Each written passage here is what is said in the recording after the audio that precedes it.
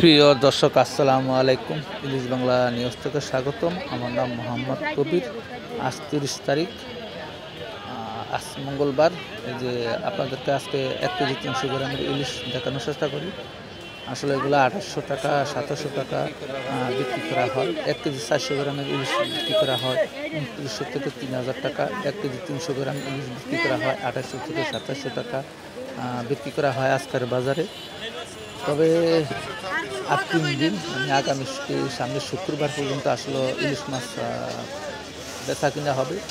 শনিবার থেকে 22 দিনের জন্য, মানে শনিবার থেকে 22 দিনের জন্য ইলিশ মাছের নিষেধাজ্ঞা সরকার জারি করছে।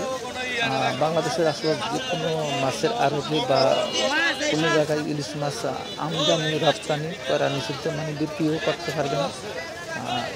আপনার পদ্মা নদী, মেঘনা, বড় বড় নদীগুলো যেসব নদীতে আসলে ইলিশ মাছ পাওয়া যায়, ওসব নদীতে কোনো ধরনের ইলিশ মাছ তো শুরু করে কোনো ধরনের মাছ ধরা যাবে না। তবে আজকের বাজারে 1 কেজি সাইজের ইলিশ 2000 থেকে 2100 টাকা বিক্রি করা হয় আজকের বাজারে।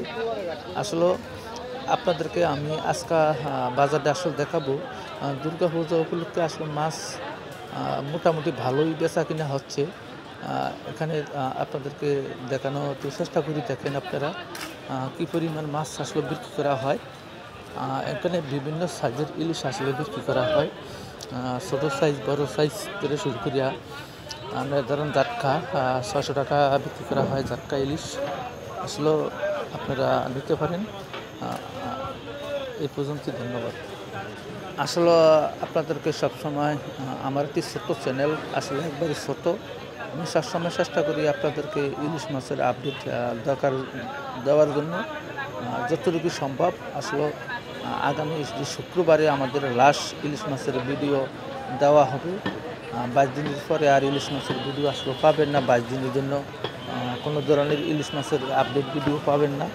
তো আমার এই ছোট্ট চ্যানেলটি আসলে যদি আপনাদের ভালো লাগে তাহলে অবশ্যই লাইক, শেয়ার, আর যদি ভালো লাগে সাবস্ক্রাইব করে দেবেন।